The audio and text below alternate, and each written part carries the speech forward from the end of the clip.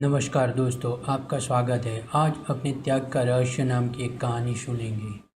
एक बार महर्षि नारद ज्ञान का प्रचार करते हुए किसी सघन वन में जा पहुँचे। वहाँ उन्होंने एक बहुत बड़ा घनी छाया वाला सेमर का वृक्ष देखा और उसकी छाया में विश्राम करने के लिए ठहर गए। नारद जी को उसकी शीतल छाया में आराम करके बड़ा आनंद हुआ। वे उसके वैभव की बुरी बुरी प्रशंसा करने लगे। उन्होंने उससे पूछा कि वृक्षराज, तुम्हारा इतना बड़ा वैभव किस प्रकार सुस्थिर रहता है? पवन तुम्हें गिराती क्यों नहीं है? चमर के वृक्ष ने हंसते हुए ऋषि के प्रश्न का उत्तर दिया कि भगवान, बेचारे पवन की कोई सामर्थ्य नहीं है कि वो मेरा बाल भी बांका कर सके। वो मुझे किसी प्रकार गिरा नहीं सकता। नारद जी को लगा कि सेमर का वृक्ष अभिमान के नशे में ऐसे वचन बोल रहा है। उन्हें ये उचित प्रतीत न हुआ और झुंझलाते हुए सूरलोक को चले गए।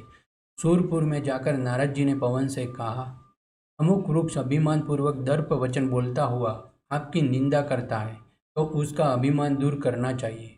पवन को अपनी निंदा करने वाले पर बहुत क्रोध आया और वह उस वृक्ष को उखाड़ फेंकने के लिए बड़े प्रबल प्रवाह के साथ आंधी तूफान की तरह चल दिया।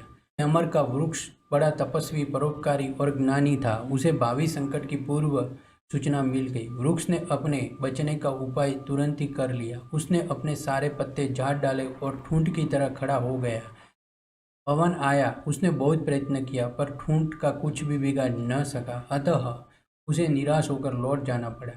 कुछ दिन पश्चात नारद जी उस वृक्ष का परिणाम देखने के लिए उसी वन में फिर पहुंचे, पर वहां उन्होंने देखा कि वृक्ष ज्यों का त्यों हरा भरा खड़ा है।